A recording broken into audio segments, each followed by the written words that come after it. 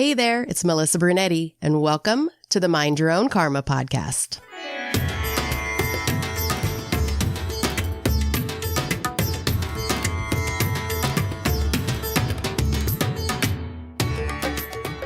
Hey there, Karma crew. Thanks for joining me for this episode of Mind Your Own Karma, the Adoption Chronicles.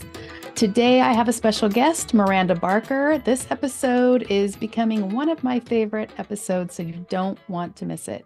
But let me tell you a little bit more about Miranda. Miranda is a licensed social worker, as well as having a master's in social work, and is an adoptive parent, an adoptive sibling, and a therapist. She has experience working as an expectant parent counselor, child protection investigator, and now as a therapist specializing in seeing clients that are part of the adoption constellation. She is a soon-to-be graduate of the PACC Fellowship, which is Permanency and Adoption Competency Certificate, and the host of the Therapist Thrival Guide podcast, a resource for new growing therapists.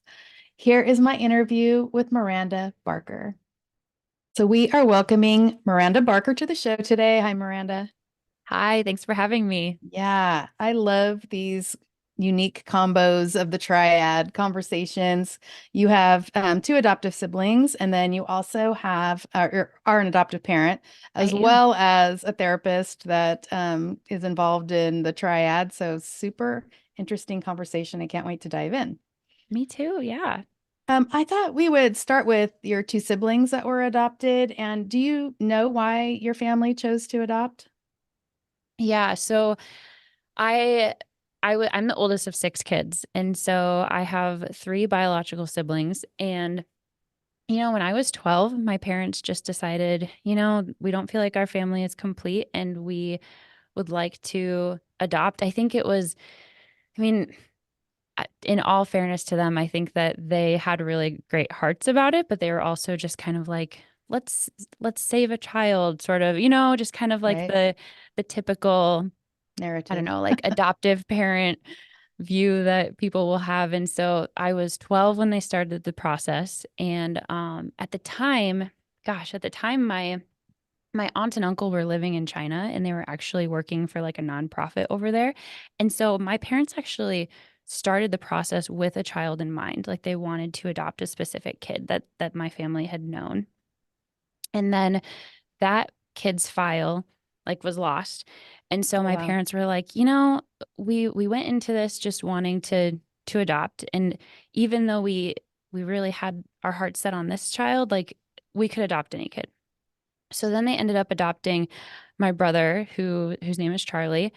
And then it was like a year and a half later that the agency came back to them and said, hey, we found the file if you guys want to adopt. And so then they adopted that child too. And so that's my brother, that's my brother Calvin. And so I was 17 when we adopted Calvin. And so they're the same age and they have a lot of the same interests, but completely different kids. I mean, just like completely different, super fun. But so that was kind of how they ended up adopting too.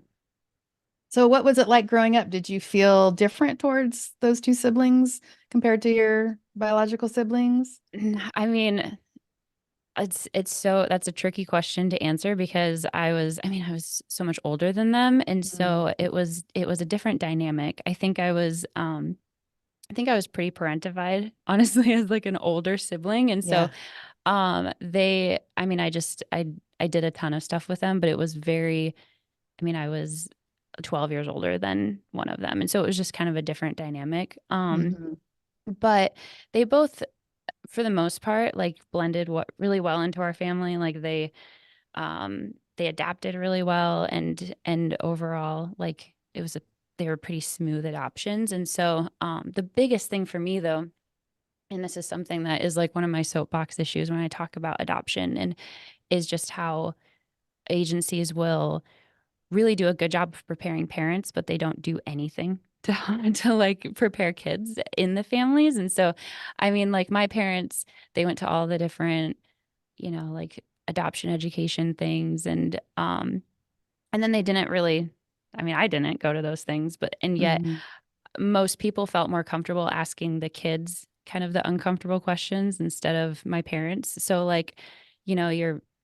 average adult wouldn't probably go up to my mom and be like, how much did your kid cost? But they would absolutely go up to me and say that. And, just things Wow. like that where I think that, I mean, it was so, I love my brothers. It was such a good experience. And like, we're still super close, but like, that was really hard as a teenager to like suddenly go from 4 kids to 6 kids and then like just suddenly have so many really uncomfortable questions asked of me all the time. Yes. So you were saying that you felt like that your parents were educated for, to have the kids. Did they talk about adoption trauma to them? I mean, what kind of education did they get? Do you know? Yeah, such a good question. I mean, I think that they went through more of like the grief and loss lens. I don't think that they got as much. I think at the time they didn't get as much education around how traumatic adoption is, and I think that as we have,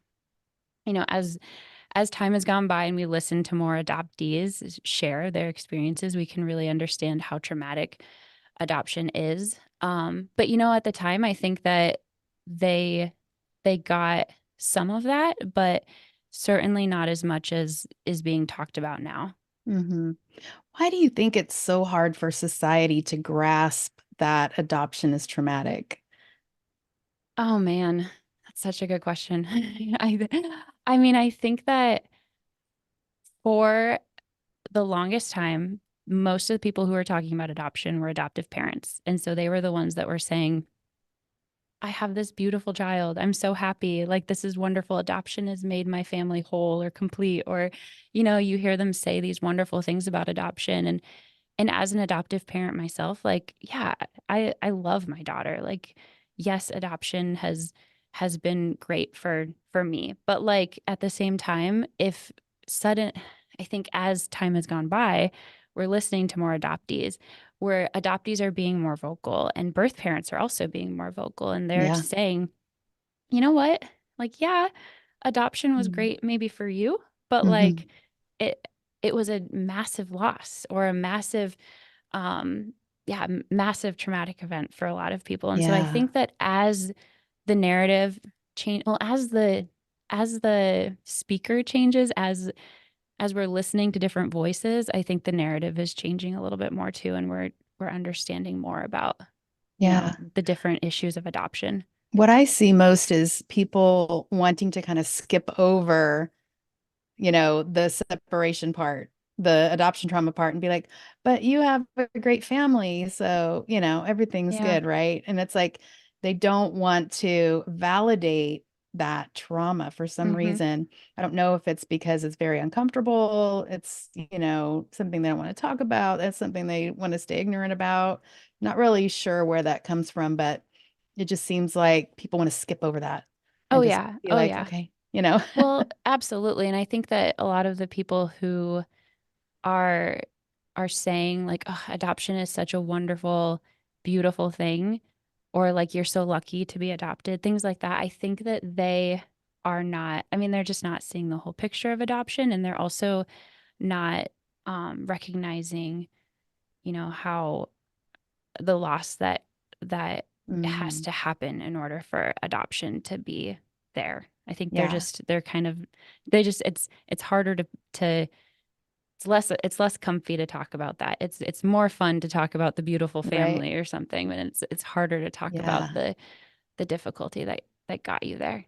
Yeah. It's funny when, you have your own child, that connection that you have with them, biologically, and to be able to just kind of gloss over that when it comes to adopted kids, it just kind of blows my mind. I'm like, Yeah. if you've had a child, like, do you think you could Mm-hmm. just hand your child over to Oh, somebody and right. and just implant them over here and No, everything's normal?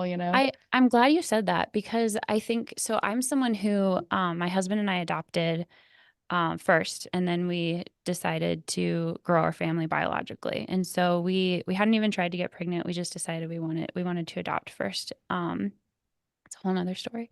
But and then so we adopted, and then last year we found out that we decided we were going to try to get pregnant, got pregnant, and I think that the layers of loss just like hit that much harder. once I Mm, actually went through having a biological baby too. Like, I think yeah. that, like I mean, I feel so connected. I feel so blessed. I love my daughter. And like when I actually went through pregnancy, when I actually went through some of these different things, it made me that much more heartbroken, I think, over like just the amount of loss that birth parents go through and that adoptees go through in order to be a part of families.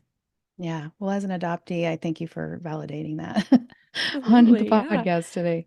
Yeah. Do you think your siblings felt safe talking about their feelings about adoption in your family, like to your Mm, parents, and you know, if they had any? I don't know.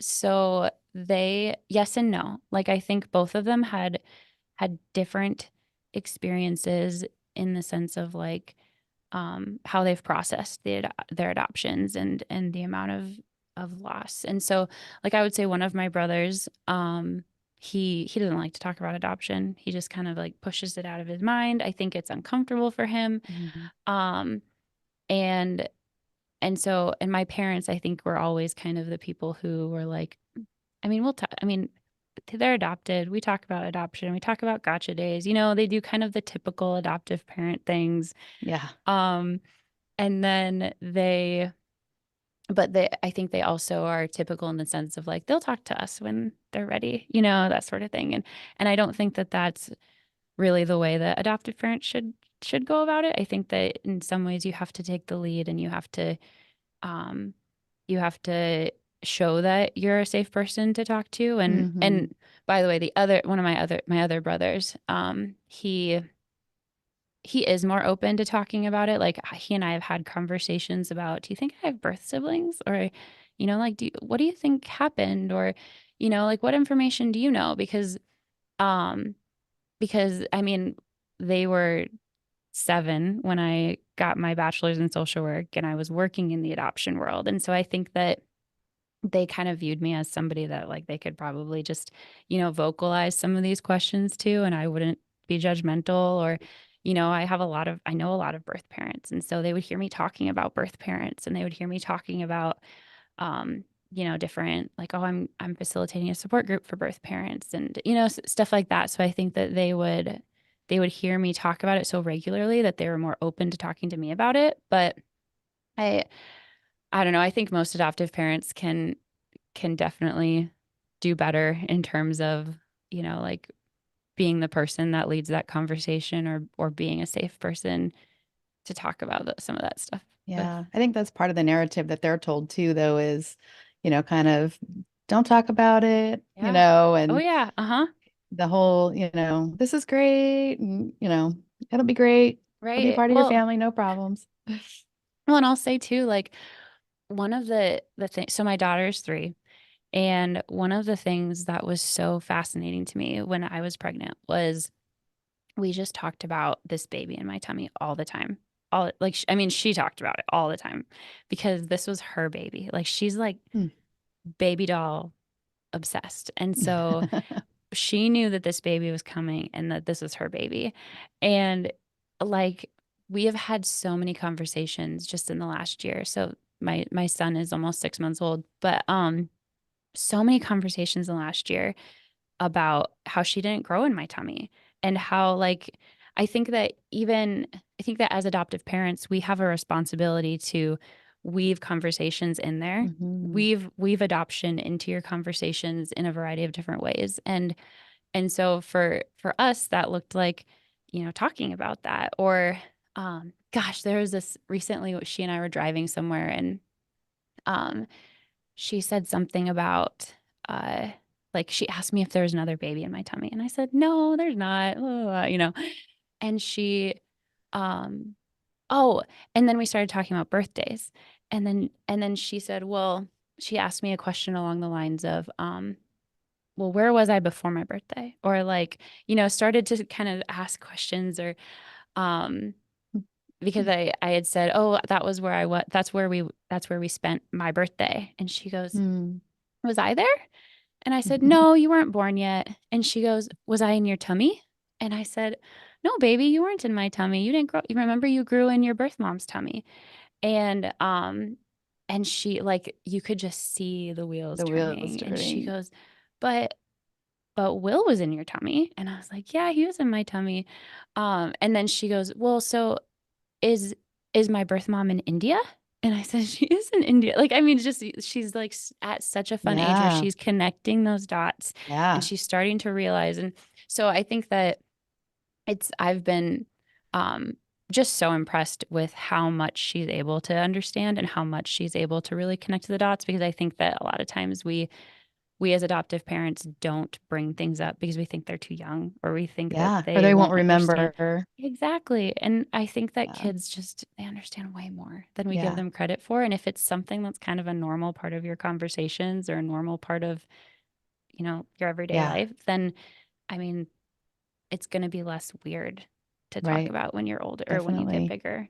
Yeah. To always know is a huge deal for adoptees, to not be sat down and having the conversation, that here we thought, you were our parents and now we find Yeah. out you're not. And Well, you do and remember that. Like that is Melissa, I know that you a are an huge trauma. adoptee, but do you remember that? Did you have a moment where you found out that you were adopted? No, I always knew. My Okay, good. mom Ooh, told the story. Yeah. good. No, my mom told me a story all the time about how they went and picked me up and, the whole thing. And, like she'd be like, I was changing your diaper and telling you the story, like Huh? as a baby, Mm-hmm. Mm-hmm. So yeah, I don't ever remember being told. I was just Thank new. goodness. Thank Good. goodness. That's right. Yeah. So you're an adoptive parent. You kind of started to allude to why you adopted. You want to tell us? Yeah. So my husband and I we got together when we were 18, and I feel like we joke all the time about how we grew up together and we're going to grow old together, and Mhm. how when we first got married, we were not, we were like, I don't know if we're going to have kids. Like, I don't know, not really sure. We're having so much fun, just the two of us. And then it was around when we were kind of like, okay, we'll talk about this more once we've been married for 5 years.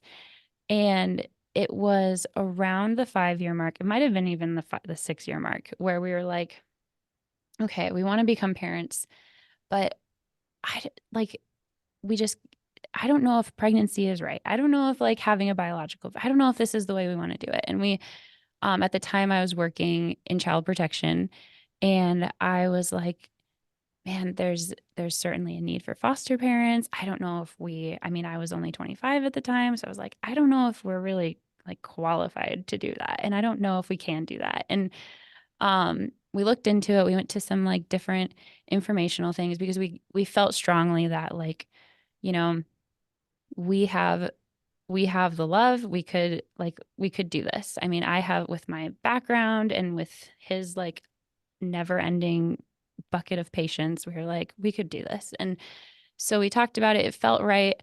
Um, and then ultimately, as we were going to like the different informational sessions, we were like, I don't know. It's like, being in my role as a child protection worker, I don't know if I'm comfortable also being a foster parent through this. And Mhm. like, and just kind of this dual role. I didn't live in the county that I worked for, but there were enough connections and things that I was like, I don't know if I feel comfortable like having, like, with my colleagues knowing how much money I make, or like being able to see my home study, or, like, or being out on an investigation and then like Mm. taking the kid Mm. home. Like that never would have happened, but there were so Yeah. many things that we were like, this just Mm. doesn't, we love this, but this doesn't feel right for the stage of life that we're in. And so then we started looking into we just started talking about other types of adoption. And I had worked as a birth parent counselor for a couple of years prior to that, and an expectant parent counselor is like a dual role. And I didn't feel right about that either. I knew that there were so many families waiting for babies that it felt like it was almost like an upside down program, where I was like, there's plenty of families. There's plenty of people who are willing or wanting to adopt an infant, and neither of us really felt like we needed to go through the infant stage. And so ultimately we started looking at international adoption, and both of my brothers were adopted internationally. And so we were like, this feels right. Like, we could adopt um, and like instantly have other people in our family that looks like them. We could instantly have, like, we have a big support network of people from India and China. So we're looking at both of those programs. And then since I was only 25, I wasn't allowed to adopt from China yet. And so we would have needed to wait 5 more years. And so then Oh, wow. started pursuing India adoption because you could do that when you're 25. So No, I didn't yeah, know that that. was, yeah. And so it kind of came down to some logistics. Like, I think that we were like, okay, Mm-hmm. we're into the international adoption. We're both young and like have traveled extensively, love learning about other cultures. And we live in a community of a lot of Indian families too. And so it just felt like a good fit for us. So, this is going to be kind of a hot topic question, but Yeah. you mentioned that you adopted without debt or having to do any fundraising that you told me. Yeah. So you said that was super important to you guys. So tell Hmm. us about that a little bit. Yeah. I mean, so I have a couple of friends who were adoptees or are adoptees.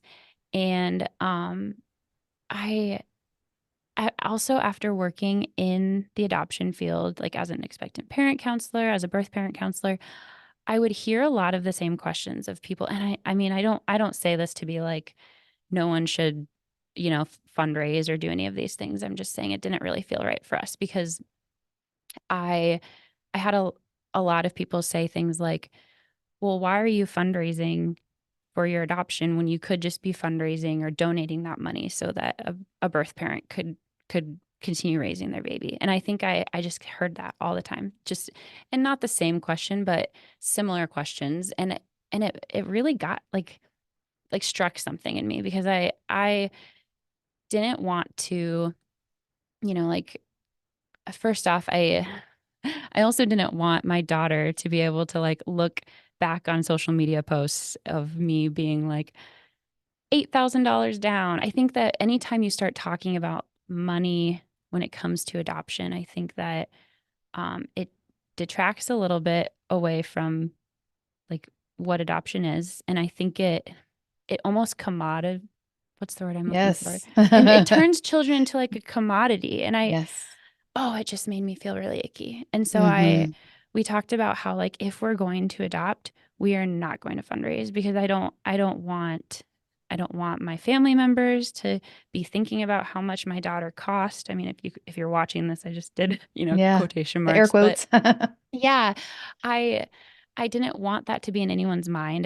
I wanted people to be excited about our daughter joining our family and not like see that part of it. I don't know. I think that kids are so much more than just something that you can buy. And it feels so icky to say that, but like, Yeah. it was Yeah. something that was important to us. And so we saved for a long time before we started the process. And then I like would spend every weekend applying for grants and things. So we did get some grants from organizations, but, those were like just from the organization straight to our agency, not anything that like ever touched our accounts or um, nothing that we really like did beyond, you know, Yeah. doing that. Yeah. So I'm guessing that this is a closed adoption with your daughter. Do you know, did they tell you Oh anything man. about her biological family, why she was put up, Yeah. anything? Yeah. It is a closed adoption, which I wish it wasn't. Like I spent that was one of our biggest like do we really want to do international adoption because majority of those are closed because I do have such a heart for birth parents, and I know that for a child to have a connection to their birth family and to know where they came from and have like even just a sliver of medical history or like an idea of more of their identity, it can be so helpful for them in navigating their own identities. And so it is closed, unfortunately. We did receive some paperwork though by accident. And so we do know some information about them. So we have first names and we have like a village that they're from. And so I'm really hopeful that someday we'll be able to find them and reach out to them. But I also know that like culturally that is just something that can be really hard to navigate. And so it's Mhm. something that we haven't pursued yet, but hopefully at some point we will. So how old was your daughter when you adopted her? 18 months. And Yeah. did you notice any trauma with her when you brought her over here? I mean, taking her from her Hmm. country and people that, like you said, you have some people that look like Yeah. her, but Mm-hmm. still, like the Oh yeah. language, maybe even Oh everything. yeah. Um, yeah, it's so fascinating because I mean, as a professional that works in adoption, works now as a therapist with a lot of adoptees and adoptive parents and birth parents, you can kind of go into situations like this and know like, okay, this is gonna be hard. Like, okay, there's gonna be things that we're gonna see um, but I think that it's just a whole another ball game when you're in it, right? Hmm. And so I mean, she has some medical needs, and so I think that those were like it's technically like a special needs adoption. But Did you know the that yeah, at the yeah, time? yeah, Okay. we purposely went into it, wanting a special needs adoption, and so, and she's perfectly healthy, doing great. I mean, I think the biggest thing that we noticed right away was just how she was pretty behind developmentally, super normal for being in institutional care, and just like physically super tiny.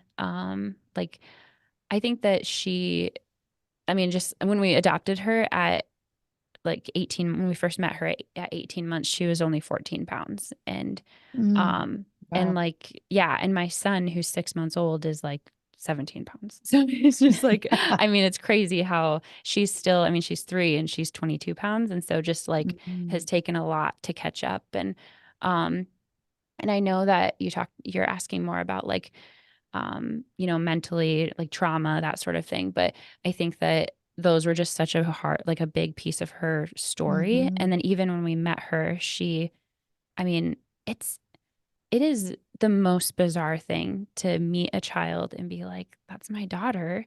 And then take her from the people that she knows and loves. Like, oh my Yeah. gosh, it is the hardest thing I will probably ever do in my entire life. And Mm. um we were so lucky that the orphanage that it's called a SAW in India, that the SAW that we adopted from, um, really allowed us to do more of like a transition. And so we were able to visit her over several days and like spend time with her and kind of spend time with her caregivers. And that was really precious because then I think she got to know us a little bit more and it wasn't as like Yeah. so horrible that we just like showed up and took her.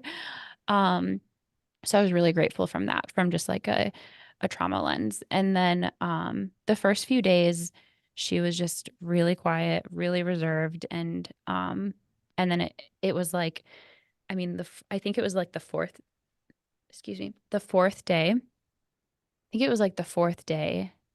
We were at our hotel, and it was like a light switched.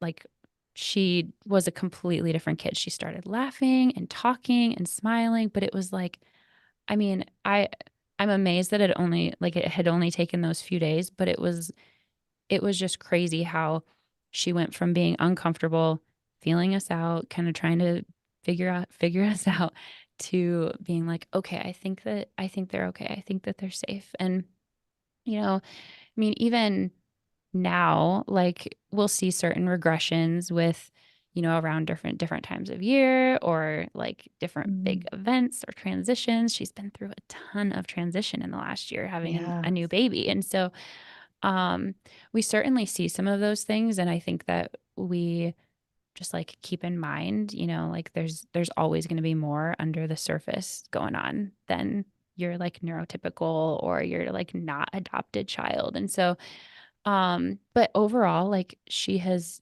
just thrived, like just been doing so well. And it's really been incredible to see um how quickly she's, learned the language and we took several months, like 5 months of Kannada lessons before we went to India, which is the language that she like her native language. And so we were able to speak some Kannada to her when we were there, and we were really lucky to be able to stay in India for about 6 weeks too.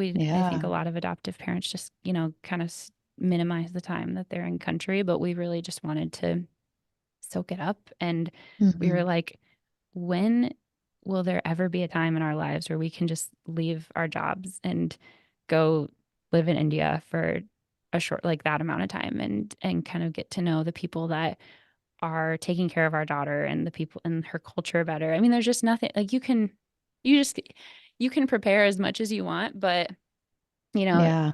being in country and being a part of and just like a student of the culture there, I think is just unlike anything you can really prepare for. But um, so I mean, to answer your question, like, yeah, I mean, and there's certainly going to be lifelong traumas and losses and things that will continually come up. But I think that um, overall, she's just been doing super well, and she's amazed us at how well she's kind of grown and adapted and learned. With your background and everything, was there anything that still kind of surprised you or blindsided you when you finally did adopt? That's a good question. um, I I think like I remember going through the home study process, like even before we met her, and being like, oh my word, this is invasive. And that sounds silly because I used to write home studies. Like Melissa, I wrote home studies. I knew what went into those, but like Yeah. until you're on the other side of the table and you're like, oh my word, they're asking us a lot of questions. It's really funny. But I never worked in international adoption. And I actually like in hindsight am really um like I I'm glad I never did, because then I could really go through the process and not be the expert. I could be like, um, I could really rely on our social worker because she was the expert. And I think that that was really humbling and really helpful to me, because I knew that, you know, there's going to be things that I'm not prepared for that, um, yeah, I think I just like went into it knowing that.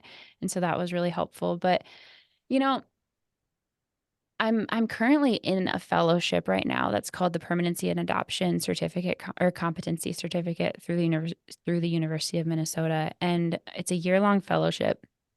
And I I was in one of their sessions just last month, and they were talking about sleep issues, and they were talking about you know, common issues that we see with adoptees. And I kind of had this light bulb moment. And I'm like embarrassed to say this a little bit, but I had this moment where I was like, I, my daughter has been having trouble sleeping recently.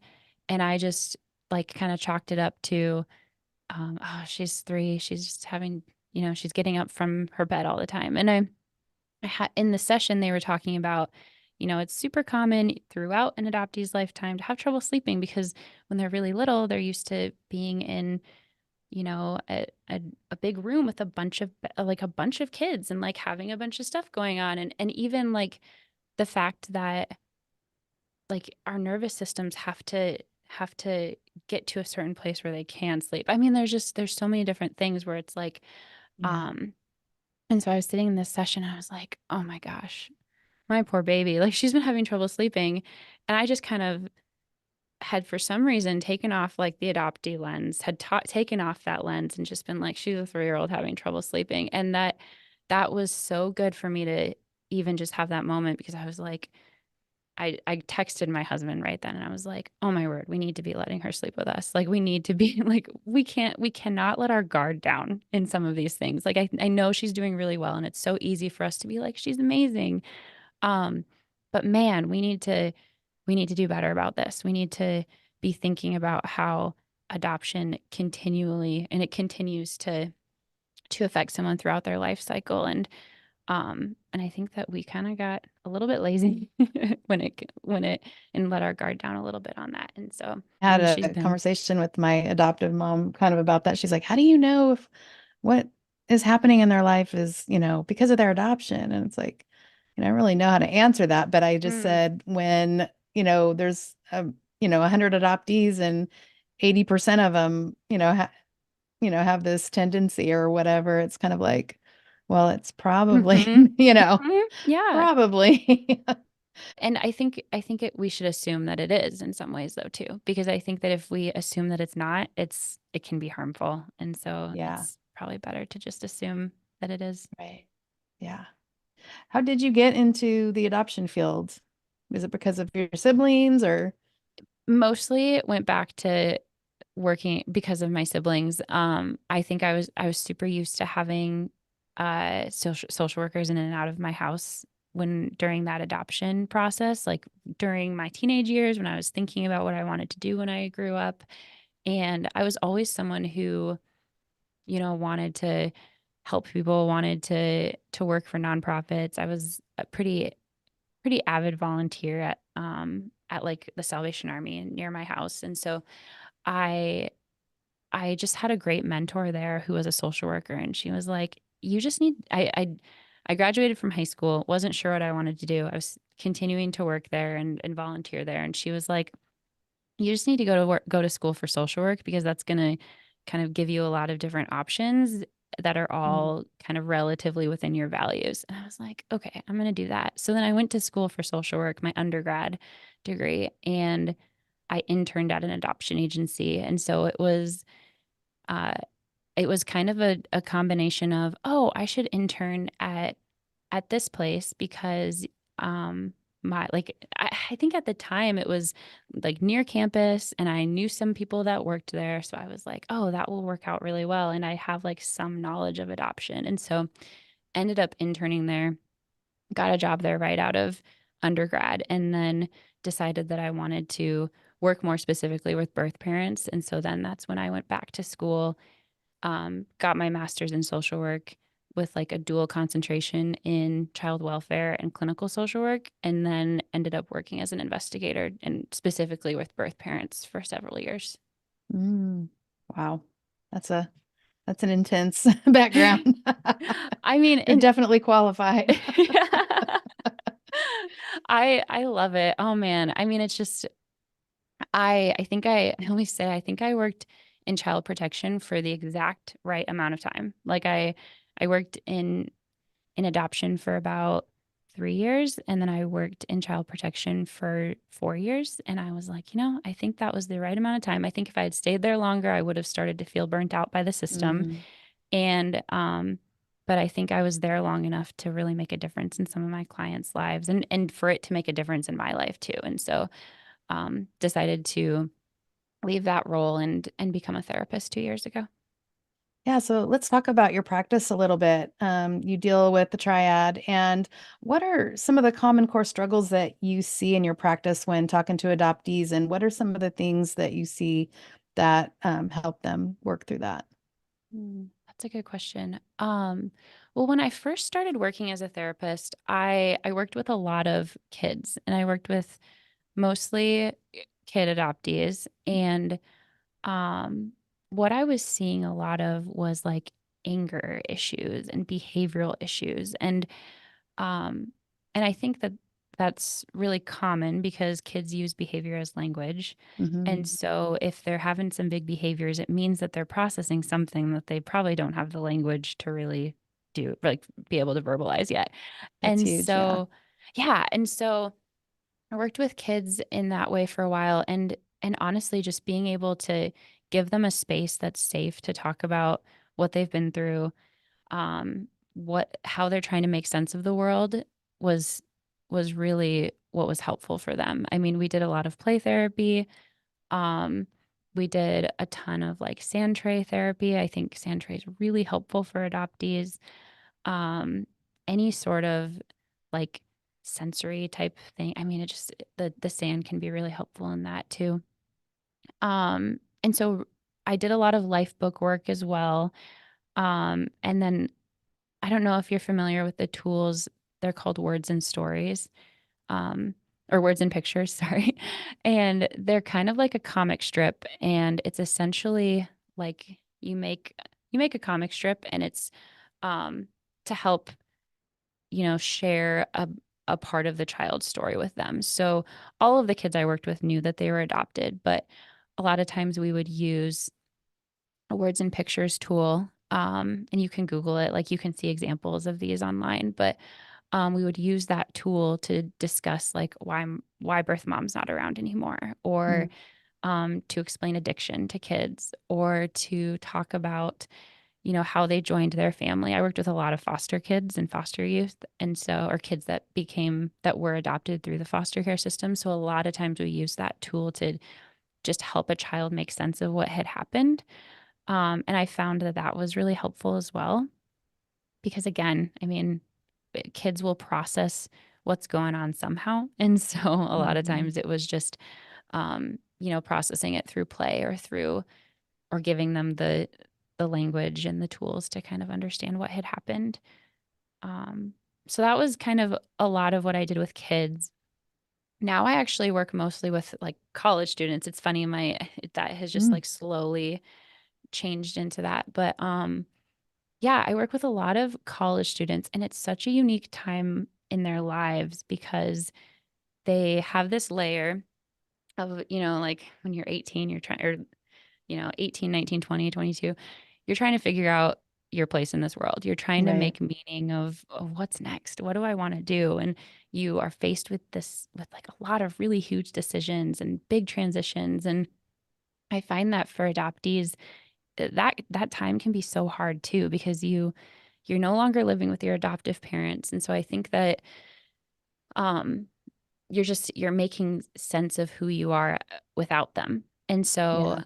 um I love this age range. Like it's so cool to see them coming out of the fog, recognizing what stage of coming out of the fog they're in, um and even just like being like a facilitator, or even just like walking with them through that and validating their experiences is so valuable. Because I don't know if this was your story or not, but like for so many adoptees, they are um it's like it's around high school, college that they're starting to kind of question their Hmm. adoption and starting to kind of question, like, is that really a good thing? Or, like, why am I feeling this way? Or, I think that that's a really common, like, those big life transitions are a really common time for adoptees to kind of start to move into like coming out of the fog in some ways. And so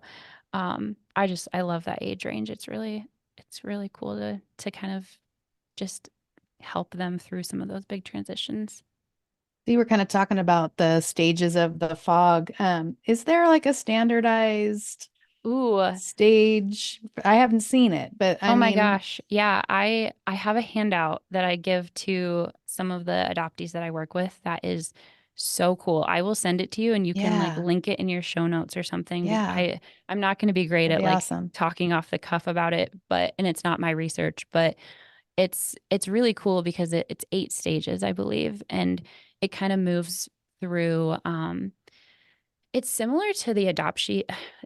There's a similar model called the adoptee consciousness model. Mm. And I can't quite remember her name, but I think it's Jara Kim. Um, but if you look up Harlow's monkey on Instagram, she's an adoptee and a transracially adopted individual, and has done a ton of research on this topic and like the stages of coming or like going through the fog. And so her whole research is based on something called the adoptee consciousness model. And I can send you a link to that as well, because Yeah, that'd be it's great. really fascinating stuff, especially for I think like college aged students. It's really cool. Um, but the I have the 8 stages of coming out of the fog that I'll send you, because I think it just does a really nice job of talking about, here's where you might be questioning, or here's where you might be finding acceptance, or here's some of like the stages of grief you might be going through, and that sort of stuff. And so I think it's really a cool handout to use with clients.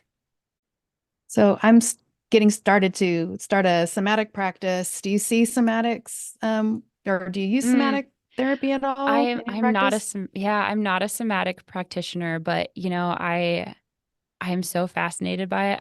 I think it works so well with this population. I love that you're doing that. But I love that you're doing somatic. I think that's super, super prevalent with this population. Yeah, I feel like it's kind of a missing piece. I have a lot of clients that say there's just still something there. There's something there. Hmm. Like I've worked through so much in talk therapy and it's great, Yeah. but there's like a missing something down in there somewhere. I hear I that a lot. It was talk about, everybody has a healing combination, and it's more than one thing, I think, a lot of times. And then, you might start with one therapy and then find mhm, something else that's going to get you to the next level. So it's always changing. And I always just tell people, yeah. be curious about the process and be open to, trying something new that might get you to that next level. But I Mhm. feel like it takes a village, and all of our Oh yeah. expertises to kind of come Definitely. together for people to get that healing combination. Well, what were some of the frustrations? You talked a little bit about them, but what were some of the frustrations that you had working in the adoption field and in the child protection field? Yeah. So, I think that some of my main frustrations were kind of the reasons that people went into adoption. I mean, I think I talked about that a little bit where it's like I my husband and I, when we were talking about adoption or foster care or how we wanted to start our family, I think something that was a part of the conversation was, well, we'll probably adopt at some point. And I, after working with over 100 families in the adoption process and seeing how many of them chose adoption as like a plan B or like a way to kind of like round out your family after you've already had biological kids or after you've experienced infertility. I I I just kept thinking about how that has got to affect adoptees. Like it's got to know that you frankly were maybe a plan B for like, oh my gosh, Yeah. nobody should experience that. Nobody should think that, you know, that my parents only adopted me because they couldn't get pregnant or something like Mm-hmm. that. And Mm-hmm. so when my husband and I were talking about starting the adoption process, I was like, if we think we're going to adopt someday, maybe we should just do it first because I would hate to find out that we're infertile or like I don't know. I want my kids to know. I want my daughter to know that she was my first choice. She was 100% my first choice. If I couldn't get pregnant afterwards, that's okay. I had her. Like she's all I wanted. And so I that was one of my biggest frustrations going into or as I was working in the adoption field was because it was a lot of the same story of we tried a million different things and then we decided to adopt and it just never felt like that was right. And I know that there are people listening to this that are like, that was my only option. And I hear you and I get you. Yeah. And, but I think that it's still something to grapple with. And I think that as adoptive parents, we have to be able to grapple some of the hard conversations and the hard Yeah. topics. And I know that Yeah. that's going to challenge some people, but it's Yeah. That's the important to truth. think Yeah. about. Yeah. And adoptee circles, we talk about that a lot. What are the reasons that you're choosing to adopt? And have you dealt with those, Yes. you know, Yes. because that's huge. Mm-hmm. Trying to put a band-aid on Nope. infertility or whatever the situation is by placing another child there, that's Yeah. going to cause a whole big can of worms. Well, and no, that was as an adoption worker, I would have the same conversation with so many families. I would say, I don't feel right about signing this until you've gone through therapy because I think that you still have some unresolved wounds. And That's I think that this is awesome. still something that even if it's not it, adoption is not going to fix infertility. It's not the answer to infertility. And it's also not the answer to I have three boys and now I want a girl. There's just Yes. that's not what it is either. And Yeah. so um I know adoptive parents are like, shut up, Miranda, but you have to be able to listen to what Yes. adoptees are saying, and that's what adoptees are saying. It is what And they're so saying. no, I want my daughter to know that she was 100% the first choice and was the one all along. But yeah. But you know what's funny, actually, on a side note, once we when we started announcing that we were pregnant, you would not believe how many people were like, you know, they just assumed that we were infertile. So they would say things like, see, you just needed to adopt and then you'd get pregnant. Or, say Oh, things like, yeah. I don't know, just crap like that. And Yeah. then I would have no problem calling it out and being like, that wasn't the issue. Nope, we chose to adopt. Nope. Like, I mean, I just wanted to make it very clear, like, Yeah. my goodness, the assumptions people make are kind of crazy. But How did people react when you told them that weren't going to sign anything off until they got some therapy? How did they um take that? oh, I mean, I think that if, as someone who's not been through infertility myself, like I think that um I I guess what I'm trying to say is like I think that they could often tell that they were still holding on to it. And I think that I could usually say in a way that's like, I listen, I know I'm your social worker and I know that I'm writing this home study for you, but I'm also like looking out for your future kid, like because Yeah, they're exactly. who's important to in all of this. And if and I'd have a conversation similar if they were, if they were making poor financial decisions, or if they were if their relationship was on the rocks or something. Like I had to tell people to go to couples therapy more times than I can count.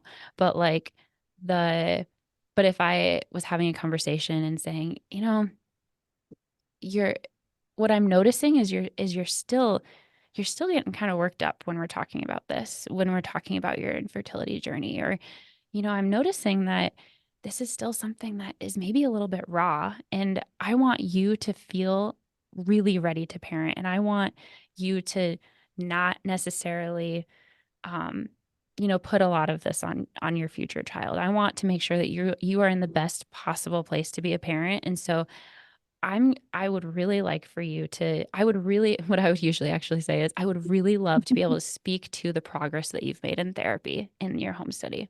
And so that's how I would usually phrase it. I would say, I want to be able That to sounds speak to good. the Yeah. progress. And I mean, like, who's going to say no to that? Right. But like, I mean, I also had supervisors that were super supportive and also really on the same page as me. So I knew that they would It's good support to my hear. decision with that. Yeah. Yeah, that's great to hear. What advice do you have for those thinking about adoption? And what questions would you say they should be asking themselves before they adopt? Hmm. Um, Number one advice, you have to be listening to adoptees. Like by listening to this podcast, I think that you are taking a good first step by listening to adoptees and listening to like some of the core issues around adoption, because it's not something that you can just dismiss or just, expect that won't happen to you, or expect that that's not going to be your experience, because it most likely will. And you also need to, um, be centering their voices in all of this, because that's what actually matters. I mean, um, I I think that there are so many amazing adoptees on Instagram, or on social media, or that have podcasts that are really sharing a lot of the hard topics that you need to be wrestling with before you're going through this, because it's kind of like the tough love that I would have to give to the adoptive parents that I worked with. You have to be ready to be a parent. You can't, this isn't something that you can just like hope that some of this stuff resolves later down the road, or like, hope that you find some friends that are part of your child's culture, or hope that you have to put in the work now, because it's not, when you become a parent, it gets a whole lot harder to make friends. It gets a whole lot harder to read some of these books. It gets a whole lot harder to go to therapy. And so it's like, do the work now, Mhm. and listen to those voices. And I think that that's the most important thing. Yeah. Do you, in your therapy practice, do you see people on Zoom or are you in person? I mostly see people in person, but I do telehealth as well. Okay. So Yeah. tell us how people can find you if they want to, and then tell us you have a podcast. So tell us about that Yeah. too. Yeah. No. Okay, so I'm licensed in the state of Minnesota, so I can only see clients that are in Minnesota. But if you are looking for a therapy recommendation, or an adoption competent therapist, I highly recommend that you look at the Permanency and Adoption Competency Certificate, the PACC program, because you can actually find therapists that have gone through that program nationwide that are considered adoption competent. And I can send you the link as I was well going to to say, can you include. send me that link, please? Yeah, because it's so crucial to find an adoption competent therapist. I'm not currently taking clients. It really depends. The majority of my role, me take a step back. So I work at LE Mental Health, which is a therapy practice that was started in Minnesota, and they actually are franchising nationally. So they have over 200 locations nationwide in like 40 states. And so I work for their corporate location. And so what I do is I actually educate other therapists now. I have like the coolest job ever, where Nice. I get to have a podcast called the Therapist Thrival Guide. And I get to teach new therapists, like how to navigate this, because there's so many things that they don't teach you in grad school, and so many things that we're trying to figure out as new therapists that so my podcast is a really big help for that. And I can send you the link to include in your description as well. But yeah, if you are, if you're struggling, if you're an adoptee, if you're an adoptive parent, if you're a birth parent, like by all means, please reach out and find support through either therapy and an adoption competent therapist, or there are so many amazing, really cool nonprofits that are there to support birth parents. Bellis is a local one that is incredible, that's doing a ton of really amazing work that I've had the privilege to volunteer with. And there are so many cool organizations that you can find support through, because you're not alone in this experience. And I mean, adoption is tough. There's a lot of really wonderful, amazing things, and there's also a lot of really tough things. And so I hope that if you're listening, you'll find support and you'll find people around you that can validate your experience and help you through this. Yeah. I just said so much. Did I answer your question? No, Okay, good. That was great. But I just want to thank you from an adoptee, because you have validated so many things, coming from the adoptive parent, just your therapy background, and seriously on the right track.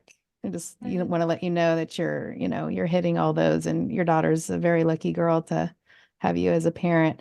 I hope you're open to me contacting you if I have people that are struggling, because I'm always like, contact me if you're struggling. And I do have some resources, but if I'm stuck, I would love to get in touch with you. And absolutely. We've got a network and help. So I appreciate that.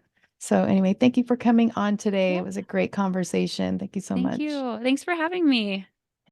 I can't tell you how healing it was for me personally to listen to Miranda today. It was truly a treat for me. And again, I just want to thank her for her honesty and the wisdom that she is bringing to the adoption constellation as an adoptive parent. So important. And the work she's doing in bringing all of that together, her experiences in her own life, along with her degrees, and really making a difference in the adoptee community. I love that she's not afraid to say the hard things, that she says it in a way that people want to listen and respond in a thoughtful way. And that is a great combination for a therapist. I wish we can just clone her and have a bunch of Mirandas. And I love that she puts adoptees first in her work and was courageous enough to tell adoptive parents when she saw red flags that maybe they needed some counseling for something before they adopted. And I just love that she wasn't afraid to say that and advocate for that little adoptee that was going to come into the family. So thank you again, Miranda, for coming on the show. If you want to get some of the resources Miranda was talking about, there are links in the show notes for some of the things she mentioned. If you are looking for an adoptee therapist, an adoption-informed therapist, please get in contact with me. I have some resources for you. If you want to get in touch with Miranda, I can help you with that as well. I also do somatic therapy. So if you are struggling, if you are feeling like there's that little piece missing, get in touch with me. We can do a 15-minute free discovery call and see if somatic therapy is right for you. As always, take what you need and leave what you don't. And always remember to mind your own karma. And I will see you next time.